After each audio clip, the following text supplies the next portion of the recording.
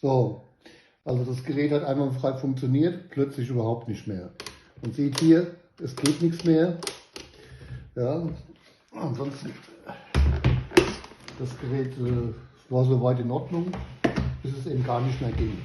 Das liegt auch nicht an der Zuleitung, das kann ich jetzt hier zeigen. Wenn ich hier die Zuleitung messe, so filmen wir gerade hier auf den DUS-Pol.